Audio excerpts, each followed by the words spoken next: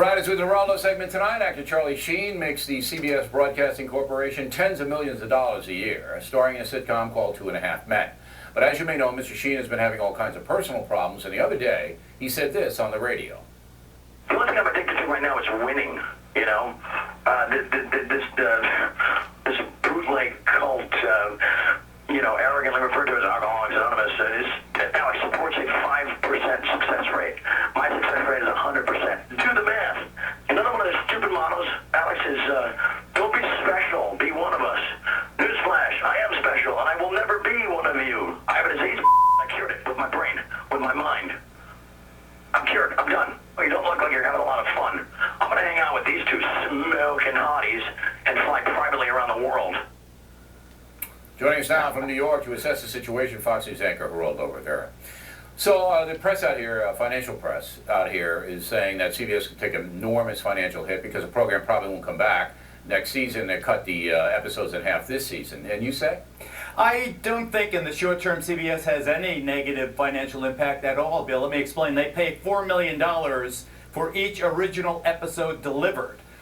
So presumably in the short term here, the 4 episodes that will not be done, CBS will be saving in the short term this season $16 million. Now they can and they will run repeats of 2.5 Men in the same time slot. It is a phenomenon that the program is so successful that the repeats do a rating that is comparable in every regard to the original. So CBS in the short term saves money. Time Warner, or Warner Brothers, the studio, will take a hit somewhat because they'll lose some of the production money, but they have in the can already 177 episodes of the program now in its 8th season. The real money for the studio down the line is in syndication, where you see it not on CBS, but on one of the off-network channels or perhaps even on Fox, and they pay a ton of money for that. It is estimated that the 177 episodes already in the can represent a $1 billion asset for the Warner Brothers studio, and I think that's the reason neither Warner Brothers nor CBS stock is down. Okay. And it's a good point. So they have enough, they've made enough that they can take this hit.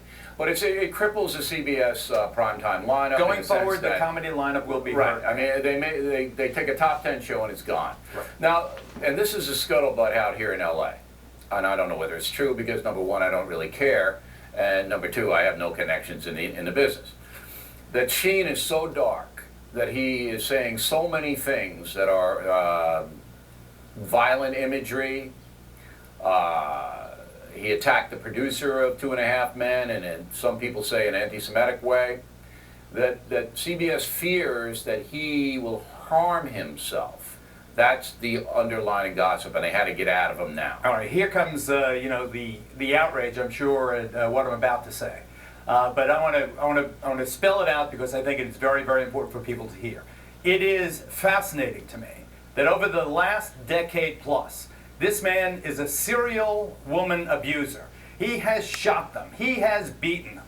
He has abused women in every regard in a violent way, injuring some of them, and still he's been, free to work his trade on the networks. Everything, is forgiven as long as he shows up for work reasonably sober and he reads his lines.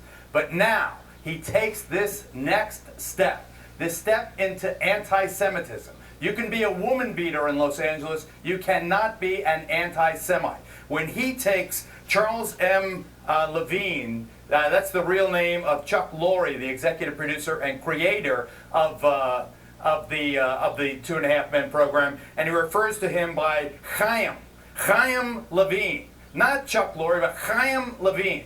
And then uses language like he lays down with his ugly wife in front of his ugly children, lose their lives, calls the guy a maggot, a clown, a turd, after the Chaim Levine, the obvious anti-Semitic reference. This, I think, is too far. This is remember what happened to Mel Gibson when he asked that cop on Pacific Coast Highway if he was Jewish.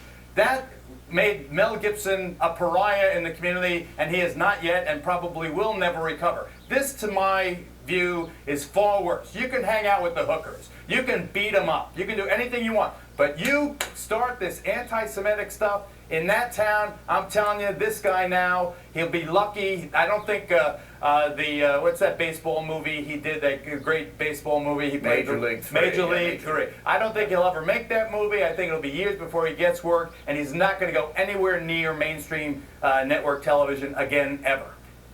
All right. Now, you've been following the Wisconsin situation, I have. and we got 60 seconds here. Do you have a solution to I that? have I think that the Wisconsin Democrats, why do people hate them? The majority of people hate them because they're cowards. They've run out of their own state. They're hiding out in Illinois in some resort or other. Here's my suggestion to them as a civil rights veteran. Go back to Wisconsin. Go back to your home state. Go back to where you were elected. Stand outside your capital with the demonstrators. Refuse to go in to cast your vote. The government will get a court to order you to go back. You'll defy that court order. You will go to jail. In jail, as civil rights activists, you will be heroes. In Illinois, you're cowards. All right. Geraldo's solution, everybody. We'll see if it happens. When we come right back, Van Jones.